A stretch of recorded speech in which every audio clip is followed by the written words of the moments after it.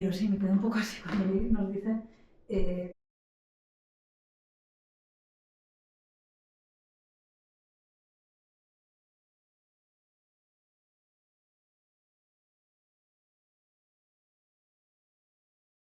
extracting insights from this conversation I understand. and maybe afterwards socializing that in Yeah. different contexts. And the images from the video, we were not going to use anything until we get your consent. Sure. But the idea is maybe to create some editing materials for Yeah. disseminating ideas. I understand. The community. And we are hoping for the radical perspectives. Okay, so you're not gonna have that from me. Maybe yes, I don't know. You're not gonna have. I mean, what I was gonna say is that basically the whole data analysis. See, Yes. if you No, can no. put in the sleeve. Small outside. Okay, so I have to do this here, and all right. Let's see, because the hair should not go on it. Okay. All right, so Looking at the camera or looking don't at you? worry. No. Okay. So thank you very much for coming and for My pleasure. spending this time and some neurons on to these questions that we've sent your way. Could you please introduce yourself and tell us who you are, what you do, what are your competences, and where you come from? Sure. Thanks for having me here. It's a pleasure to talk about AI. Well, I'm a full-time faculty at IE. I've been with IE for the past 10 years. I am a researcher. When I don't teach, I do research. I've done my PhD on machine learning algorithms for sustainability. And I'm continuing this line of work on how to use AI and machine learning for sustainability, creating social value, health, digital maturity of children, and generally topics where AI and data can help generate social value. And I teach courses in the MIM, Technology Innovation Management, Machine Learning. I also teach in the EMBA and PhD courses related to AI for business and more information systems for research. So basically I'm an IT person sitting within the business school. I studied computer engineering and I like a lot designing algorithms, technical stuff that can actually have business and social value. Okay, that's amazing. Yeah, so we're going to spend here 3 hours instead of 30 minutes. Happy to. Okay, so we invite you to the mocked funeral first to get started. Okay. What kind of competitive advantage was relevant either in the sustainability plus machine learning or the in that context first, and then we'll transition to the other one that might be decaying in relevance now? So it used to be the case that all companies were proud of having large teams of data analysts that would do, if I may use the term, low-level data analysis work, where they would clean data, present data, create nice graphs, generally process data, and generate insights. Now, this type of things we see more and more that are decaying because, as you have probably experienced, AI tools, LLMs, can do all those things much better, much faster, and without requiring those many hours as we had in the past with humans trying to figure out the best presentation or the best pie chart or the best projection of data in space.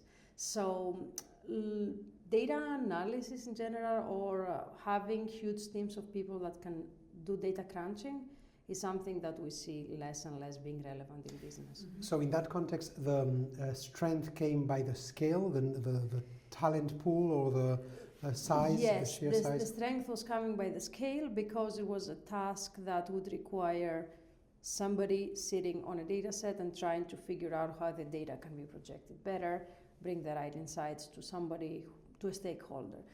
Nowadays, you don't need to have a person doing this for 2 days. You can do it in 2 hours if with an LLM and somebody who knows how to interact and how to ask the right questions in front of an LLM.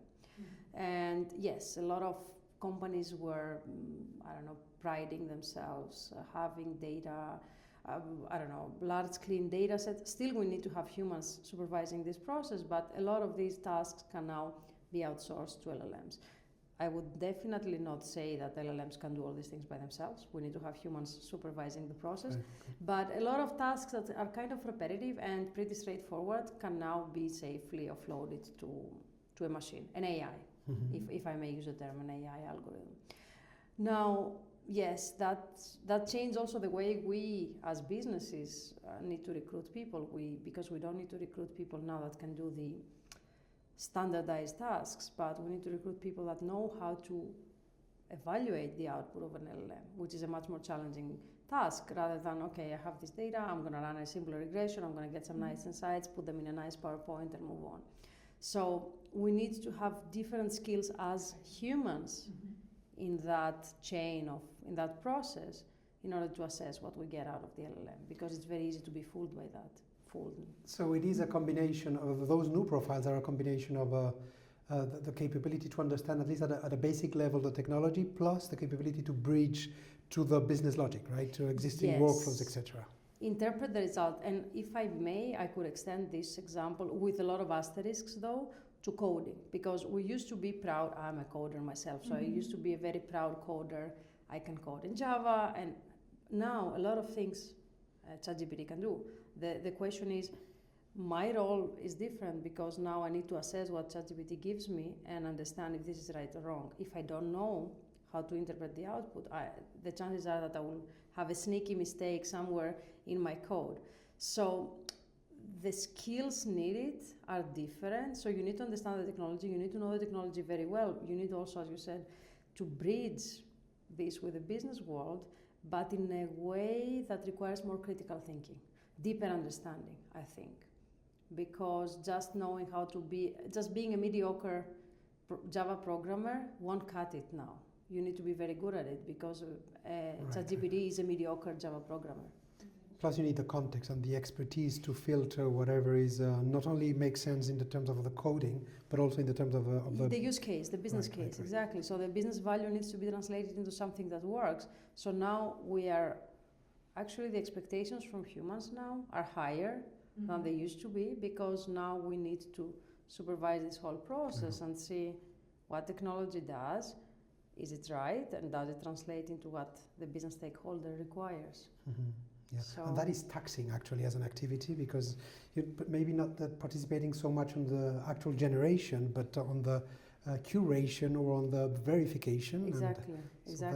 And as a good tester will tell you, spotting bugs that are real bugs in code is way more challenging than spotting a syntax error that is very easy to be found.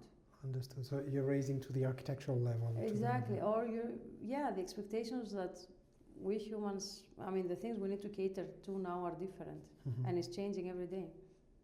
And how does that, if we see the decay on the capabilities, I would say, on the coding specific capabilities, and we have new profiles that we are, or that we need to leverage in your context specifically, what kind of a new mode do you think is relevant? Yeah, first of all, let me just... mode as something really differential from one context to another. First, let me start with the premise that I'm not saying coders will be obsolete. We still need coders. We need good coders, because bad code, ChatGPT can give you bad code, so we need good coders to correct that. I'm just saying that the role of coders is going to change. Now, what new mode will arise? I think we'll have now these new hybrid roles where humans need to be very good at interacting with AI, prompting well. So I think the roles are going to be more hybrid, in a sense of just having knowledge about something won't make you an expert. You need to have knowledge, and you need to be able to interact with an AI algorithm in order to utilize this knowledge and also embed the output you get from an AI algorithm into your job. And that's challenging, because all of a sudden I'm an expert at something, but I need to be able to talk to the machine about this something and interpret the output of the machine and integrate it into my field of expertise. So prompting was maybe one of those things that the prompting engineering, right? We started with this some almost years ago, and now we see that the ball's moving slightly to context engineering, or to workflow engineering, or even organizational engineering. How do you think this new era, if you agree with this agentic era, is going to impact on those modes? What do you think is going to be relevant in the context of companies or in the context of That's sustainability research, that's ideally? an interesting one, because essentially the whole field of agentic AI relies on an LLM. LLMs are stochastic. So a lot of stochasticity that comes, we as humans cannot interpret 100%. That's why it's called stochasticity.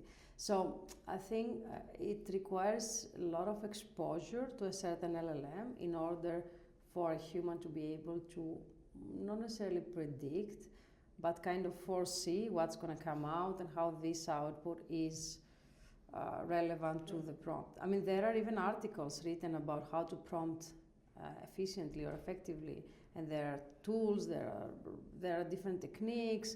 I had a student who was running experiments on different things. So at the end of the day, it's a new uncharted territory where we start with a trial and error, and we go to more systematized ways of interacting with the machine. But it's a process where we learn how to speak another language, because we speak to somebody whose output is not what a human output would be. There is some systematic behavior behind. There is also some error bars, but we're basically learning what part of this output is systematic and what part of this output is an error bar. And maybe that capability of learning, of adapting, of creating systematic trial and errors becomes a moat on itself, right? The adaptability overall of exactly. the team or the company. Definitely. I mean, I read somewhere on HBR the other day that we won't be replaced by AI. We will be replaced by humans that know how to use AI. And this the word know now takes a whole different meaning. Yeah. Yes, exactly. As Bogdana says, it's very complex to define what it means to know how to interact with AI. Yeah, I mean, honestly, all of these categories that we had certainty about, is this creative, is this original, is this intelligent, is this art, is it all of these, and where is the business value? All of the, or what are the modes precisely in this context, right? Are things that we need to revisit, and that speaks about the transcendence of these. Exactly. That's a great word. Yeah, transcendence. And that's I related to the word radical that I used at the beginning. Antonio Gaudí, this famous Spanish architect, suggested that originality is at the origin. So I use radical in that sense. We need to go to the root, peel off some layers and maybe find where the value is. Because I understand this technology no longer forces us to change the solutions, but also change the problems that we are solving for. Exactly. We need to go back to the problem and think what problems we're trying to solve. That's radical. Yeah, that's radical. It is. Okay. It is. All right. So a company on your dimensions, sustainability, machine learning, reach out and ask you to suggest some potential modes, some potential differential activities, barriers of entry, competitive advantages, sustainable competitive advantages. What would you recommend them? Okay, so sustainability is quite an interesting field because it merges two different domains. It merges technology, but it also merges all these, ESG criteria that we need to satisfy. So I would say invest in people that know the business very well or know the field very well. And also invest in people who know the technology very well. And I'm talking deep knowledge of technology, not superficial, because all this superficial that we tend to see around us, I think is going to disappear eventually. It's going to be, the system is going to, filter it out because LLMs are there or AI is here. Those are very, very few profiles with that double competence. I mean, yes. So we have an opportunity as education institutions to train these people and create these people. In these double intersections, right? Yes, because nowadays more and more of these will be needed for jobs. So I think there's a golden opportunity for institutions like IE that will have the technical skills and the business mindset to train competent individuals. Yes, I think so. That's what I tell my students in class.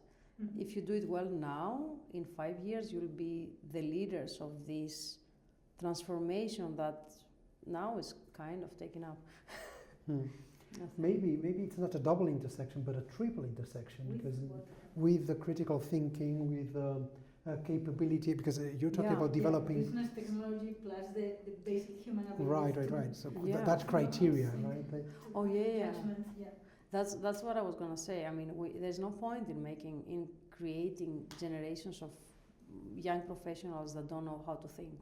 Yeah. Now the only skill that will differentiate somebody in a job interview is somebody who knows how to think. Everybody else, ChatGPT can do 90%.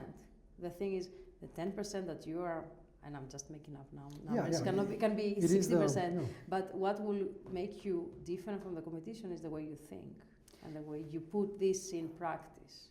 The quality of the questions also, right? Yes, the quality of the questions, the judgment of the output, the way to see the output from a different point of view, because everybody now, we are dragged into these echo chambers where everything follows the standard pattern that comes out of an LLM. But what if you were able to think differently? Yeah. That's where you as an individual can be a leader. And do you think that this technology enables that process of critical thinking or thinking different? Do you think, I mean, I'm not saying, I'm suggesting whether do you think it's possible to enhance critical thinking with this technology? Well, I like the word enabling, not enhancing. I think critical thinking, what AI does for us is it offers us with options. I could be thinking about 5 options and then all of a sudden I get 10 using AI. What my role is to judge which of those are good, which of those are bad. Another thing that AI can do is, for example, you have a cool idea, and in the past if you had a cool idea, you had to go and look for investors, find some tech developers, build an app, launch it to the market. Now with all these AI tools, you can do it in 5 seconds. So if you have a cool idea and you're somebody who doesn't have the means or the access to resources, you have an opportunity to be placed somewhere forward rather than staying behind as it would be the case in the past. Of course, that's not a norm, but it is an opportunity that's offered to somebody who has a cool idea. All right, fascinating. Now we're going to land the conversation a little bit more to the context of the business education. And I want you now to invite you to the Mode funeral at HAI. Okay. What is it that was relevant in the past and maybe we should get rid of currently? I can give you some example. You know, for example, I massively dislike the idea of the grading. I think as a professor, it generates in my students, I don't know how to say aberraciones, behaviors that are anti-natural. They are artificial completely. And I think we miss the point or the value of the relationship between the professor and the student. So one alternative that I'm considering is the idea of splitting the part of the assessment from the part of the grading, as they're doing, for example, in Minerva. It's an educational context in which the grading takes place in another context, not a responsibility of the professor. So that is one thing that maybe we could evolve into a different scenario. Are there things that you believe were really important in the past of the business education, specifically of IE? Maybe I mean, one thing that all of us were forced to get rid of, like it or not, was the open book questions, because nowadays there's no point in giving somebody a case and 2 days to think, because normally in the past we would do this and the students would sit at home. Yeah. Now, I don't want to say all, but many of the students will not engage into this process, not because they want to cheat, because, and I really empathize with my students, they belong in a different generation. They're used to doing things faster. They say, why should I spend 2 hours in something that can be done in half hour? Yeah. And that's completely okay, because I grew up in the calculator generation. Why would I sit down and do inverse matrices by hand when I can do it with a calculator? So it's a whole generational shift, and it's a whole educational shift. So that's something we had to get rid of. On the other end, I think what we need to be very careful about is to still teach our students that they need to think, because relying on a machine can be very dangerous. The moment the machine is out, I'm just going to give you an example. One day ChatGPT goes down for a day. What do you do if you're completely relying on it, or an LLM? I don't want to name specific ones. What do you do? You're basically incompetent of doing things yourself. So yes, we have to get rid of traditional ways of assessing or, engaging into activities. We need to come up with different ways of doing it. And which one would you get rid of? I've already gotten rid of all the open book things that don't involve experiential learning. Instead of giving them a case and going back and saying, I'll see you in 2 days, I say, go and take 2 interviews from somebody in a company, document the process, synthesize the insights and come back. So that's experiential. Even if they use tools to assist them, they have to go there. They have to speak to somebody. They have to think of the questions. Even if, yes. So we have to be even more experiential. And at IE, we're very experiential. When it comes to learning, everything is related to something real. You know, we're not just preaching to somebody. So it has to become even more experiential, I think. How would you do that? I think that's really interesting. How would I do that? I would, ideally, I would build connections with companies, and then I would send my students in groups to different companies to interview them, document the process, collect the learnings, assess the learnings, provide improvements. Of course, all this can be AI assisted. I'm not saying that AI will not be anywhere in the process, but at least it will require engagement, thinking, because the more we convince the new generation that still building their thinking skills is a good thing to have, the better we are as a society. Offloading everything to AI, I think is a slippery slope. And I write AI algorithms, so I like them a lot. But we shouldn't give up our ability to think and judge and be human in this human AI environment that we are more and more going toward.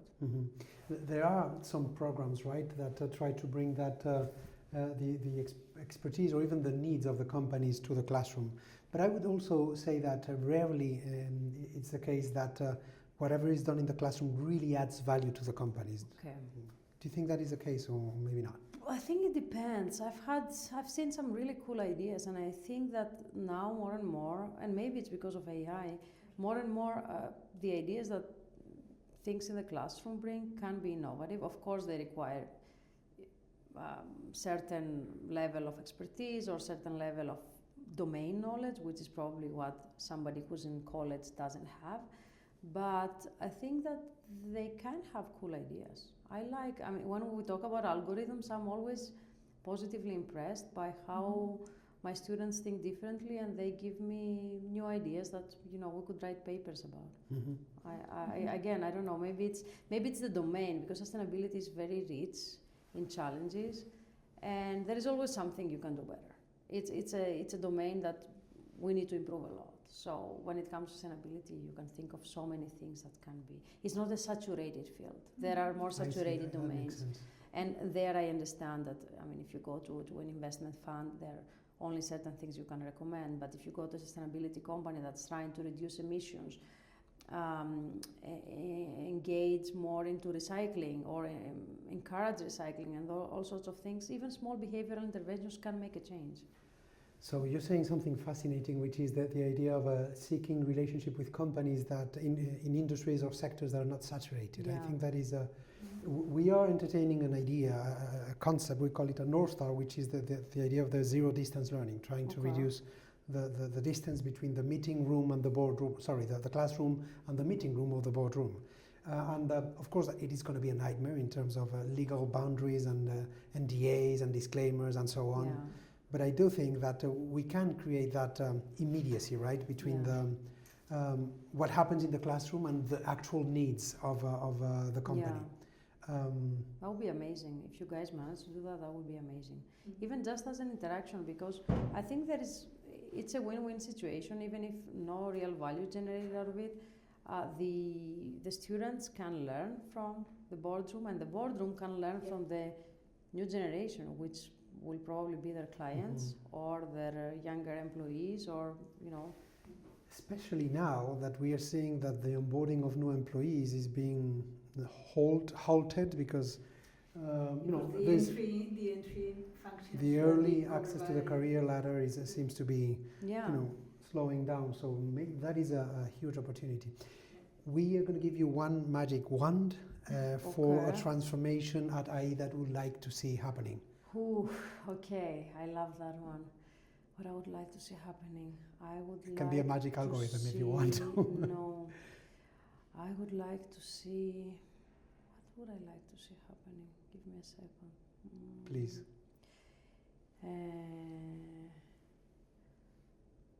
More. Personally, I would like to have more time to discuss cool stuff in classroom. We're always bound by time, and we're always bound by, capacity constraints. So I would like to have more time to talk about sustainability. I would like to have more time to talk about difficult stuff, like difficult algorithms, difficult things that might be behind an LLM, and we don't have time to cover because we're running always out of time. So yeah, I don't know. And maybe less, as you said, less dependence on grading and more dependence on content and yes, more about let's make it a fun process. That's what I always try to make it. Let's make it a fun process. But at the end of the day, there is grading involved, which is necessary because we live in a society that everything is being evaluated. So I completely understand the need for grading, but yeah, in a magic world. Apparently it has a decaying value as well. I mean, the overall certification seems to be decaying in value, at least as perceived by the potential employers. So the thing is, the moment we live in a society where everything is being assessed, we cannot train people that don't know how being assessed feels like. So yes, if I could, I would ask for a society where assessment is not something so central and we can all, save the world. That would be nice. Actually, just one, assessment is what AI does systematically to try to hyper-personalize the content. For me, the problem is not necessarily on the assessment, but on the way it is related to grading, right? To that competitive curve. No, it's part of, it's inherent to the market. So, yeah. Vale. Well, super cool. Thank you you so much. Thank you. Thank you very much. There's fun. some gems there that I will definitely fun. try to scratch. Yes, let me know. Vale. Whatever you need. Thanks a lot for your time. It's been a pleasure talking to you. We'll come back to you with some conclusions and well, maybe there might be some lines that we want to either clarify or get permission from. Yes, please. And again, thank you very much. I hope the content was okay. I was radical enough. Sí. Good luck with the project. Muchísimas gracias. Gracias a vosotros. Sí, perdón por el retraso. Es que no te preocupes. Pues nada, a ver si tenemos ese tiempo para hablar un poco más tranquilos y que molaría.